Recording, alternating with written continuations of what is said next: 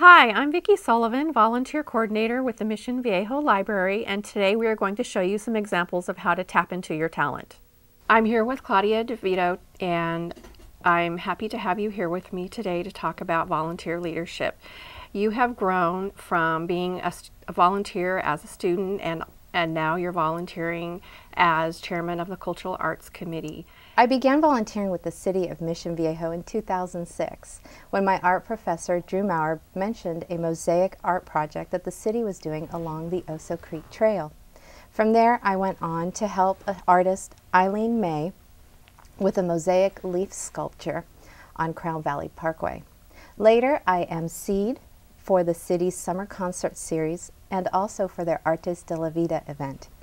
As a member of the creative team, I assisted artist Cindy Jordan in creating life-size characters and larger-than-life books that welcome guests to the Mission Viejo Library's Readers Festival.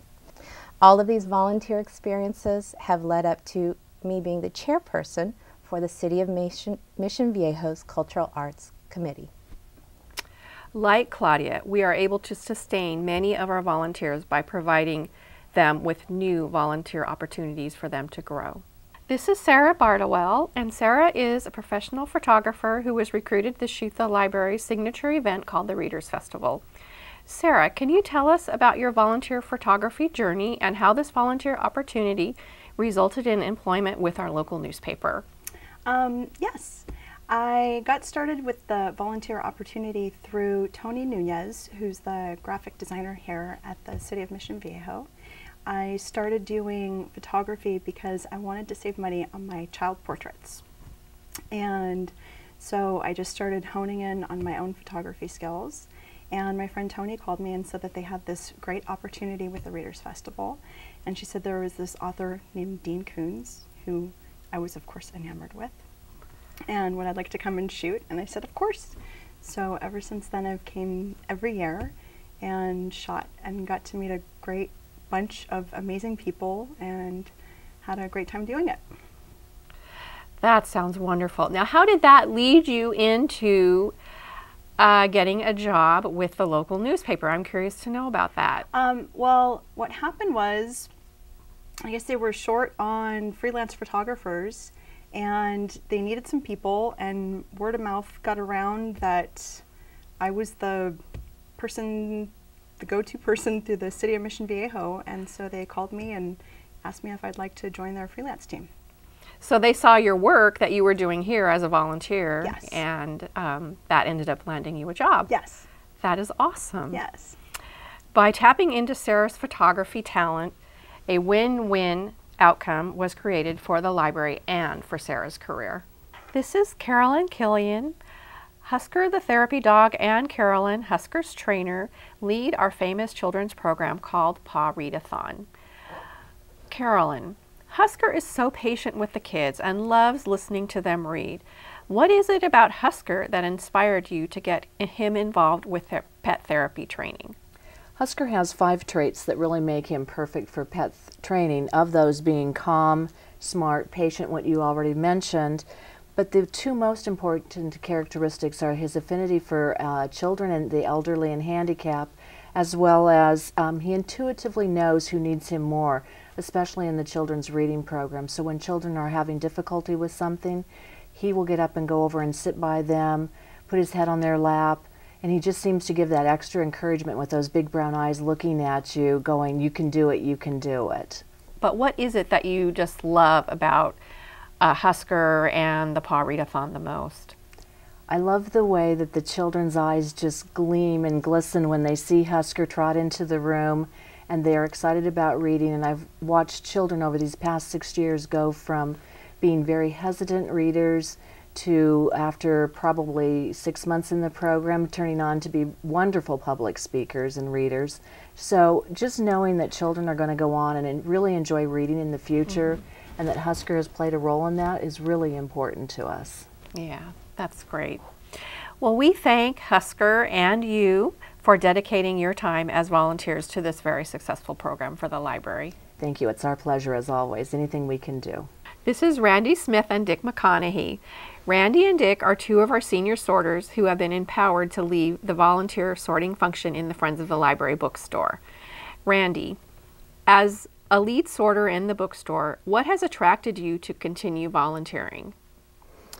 Well, I started volunteering about 3 years ago, and right away I felt comfortable and at home with all the people I worked with.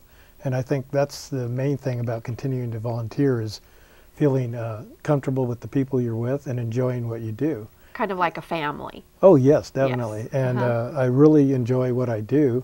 And as I've been here longer, I've learned a lot more about it and feel more comfortable doing it. Mm-hmm. So it's really the people I work with, I think, that inspire me to stay here and continue. And it's only gotten better in the 3 years I've been here. Oh, that's great. I'm glad to hear that. Dick, in your leadership role in the bookstore, what inspires you to take the initiative in your volunteer leadership role? Well, I have to say, working in the bookstore is great fun. I've had other jobs that I get paid a whole bunch for, but this one I get paid in terms of being able to serve people and to talk about books all the time. Mm-hmm. It's just exciting. I have people come in and I know they're mystery fans, and I can point them to mysteries and or antique book collectors. You know, it's fun sharing that with people, and also in our bookstore we just have such good teamwork. The mm-hmm. front office folks are the greeters, and we're the sorters, and we all kind of work together to make a really neat environment for people, and it's just really enjoyable. As you can see, we have two lead volunteer sorters here who love what they do, and at the same time they get to help make money for the bookstore, which is just great as well. Nancy, you are an example of an untapped resource that other libraries may not think about, but you worked for the city of Mission Viejo. That's correct. You were the budget and research manager. Yes, I was that manager for over 18 years. Okay, Mm-hmm. and so we might think, oh, Nancy would be great for helping us with finance, but in fact you have many other areas of interest and talent that Yes. have helped us with our Readers Festival. Yes, I also perform with the Chalk Follies for Children's Hospital, and that has given me stage experience, and so I'm used to handling microphones and being on stage and public speaking. So yes. We had Molly Shannon at our last Readers Festival in October, and we were looking for someone that would do a very nice professional job of interviewing her, since she is a high-profile television actress. And I was very honored. You happen to be a fan. Yes, I was a big fan of Saturday Night Live and Molly Shannon, and I was very honored that you asked me to interview her. It was a real pleasure, and also expanded my skill set even further by having to interview a celebrity, which I really have not done before. I've had the experience of public speaking and being on stage and acting, but not to have interviewed someone at Molly's level, and certainly in that setting. But it was a real treat. She was very entertaining, very professional, just a delight to work with.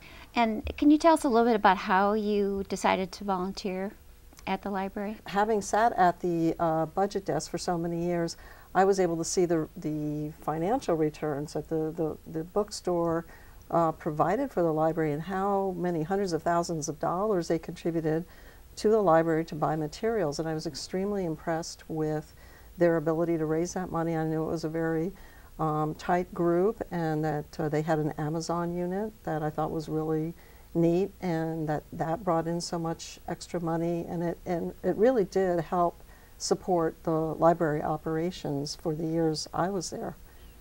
So you found that of interest to be part of the group?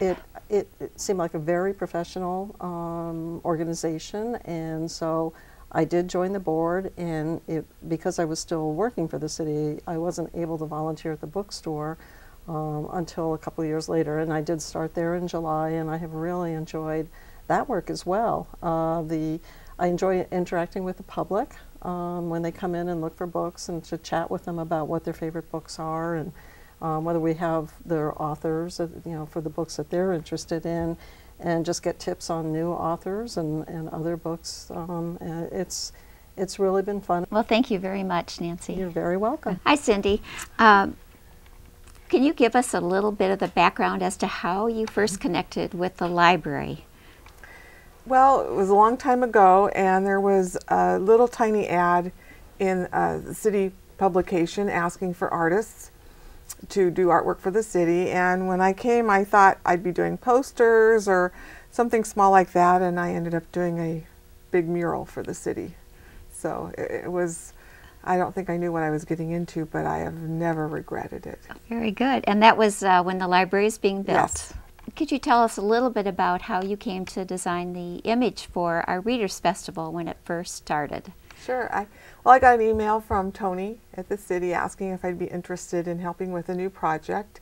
And, you know, it's so fun that I just said, yeah, I didn't even know what it was. And I ended up doing the illustration for the Readers Festival that they used for the first 3 years of the festival. And then tell us a little bit about the creative team that you enlisted. Yeah, oh, that was so fun. We had a meeting and asked for volunteers to show up at the community center, and we got a room full of people really interested in showing up and coming and volunteering to build.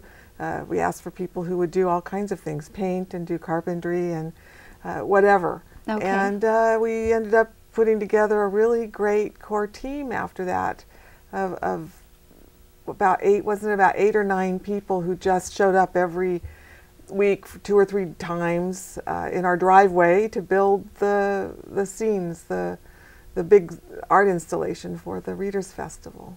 And so that team over the summer created 3 8-foot-tall books. Yes. And that was the main visual setting for the Readers Festival. Yeah.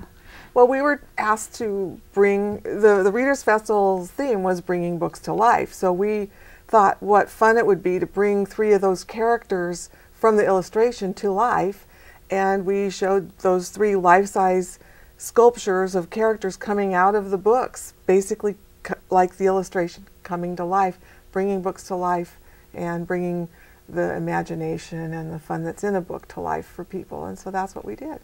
So thank you. You really enhanced the feeling of community that the Readers Festival is all about by involving the community in a project and actually being organized enough to have them show up and complete the project. And we've used that for 3 years. Thank you, Very Cindy. fun. Thank you.